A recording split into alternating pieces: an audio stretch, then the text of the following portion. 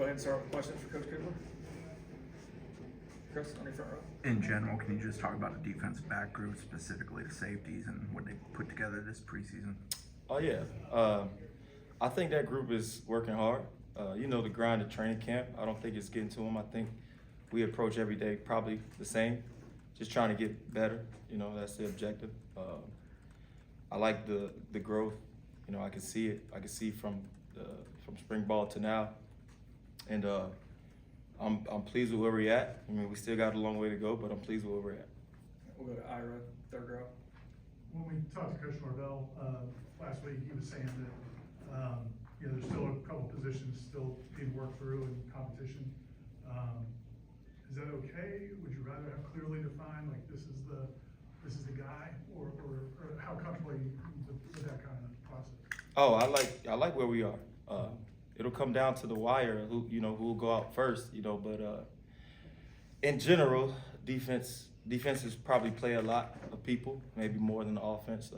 So I'm really looking for guys that I can trust to put in the game rather than worried about who's the starter and that sort of thing. But I like where we are, and again, it'll come down to the tape. We'll go to Liam, second row.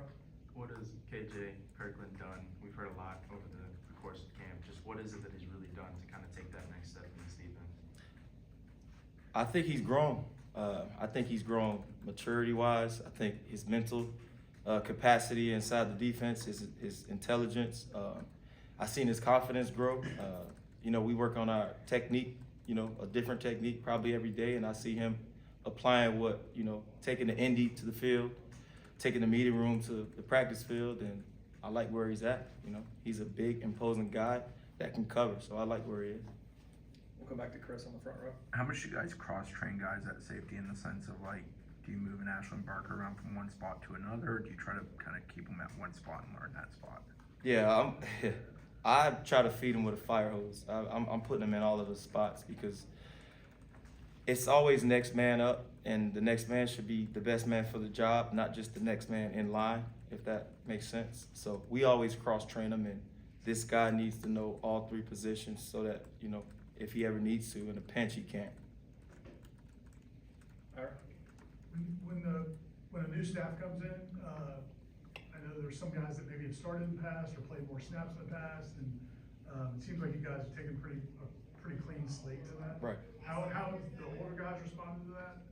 And have you seen the young guys maybe take leaps because they don't feel like they're behind somebody? Yeah. In general, new staff, old staff, I think every year is a different year. You have guys that grow, and young guys typically take the biggest step in their second year. So every year is a different year. I think every day is a different day. It's always good to have veterans, people who have played in football games. So that's a plus. But they got to come and earn it every day. I have to come and earn it every day. We all do.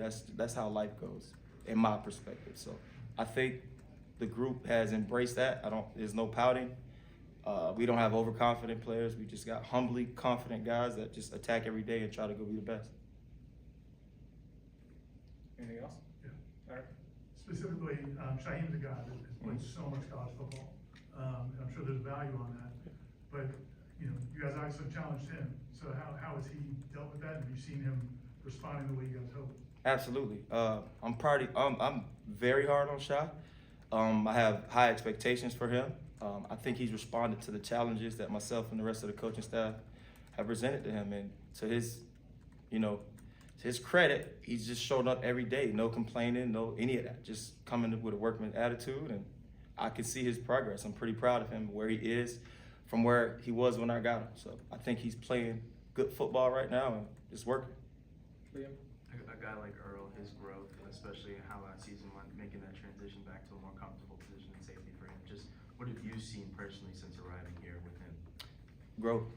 I've seen growth. I've seen him get more comfortable, which his work ethic allows him to be comfortable and confident, and I've seen that, and I like where he is.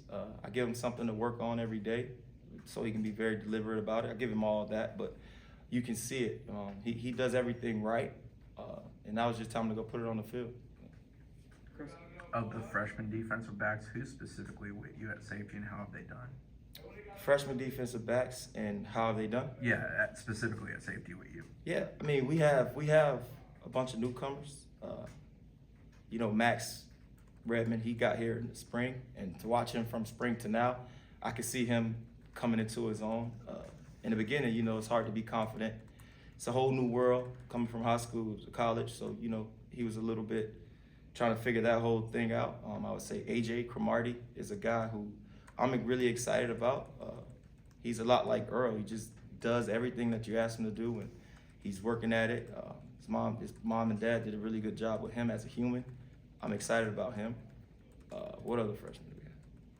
I think that's it. Zay Thomas, but I think he's at. Oh yeah. I mean, Zay is progressing, you know, but he's in the corner. But you know, those guys they figure it out at different times. You can see when they do figure it out. When the light comes on, you can see it in their play and how they walk, how they talk. You know, when they get comfortable, you can see it. But I think they're working towards it. Ira? Does Shamar go back and forth, or is he strictly corner? Dude, yeah. No, he's a corner. Okay. He could absolutely play safety, but he's a corner, and he just like those guys. I could see the wheels starting to slow down, and the game's starting to slow down for him, and his confidence is getting better, and he makes plays, and he's working. Ira?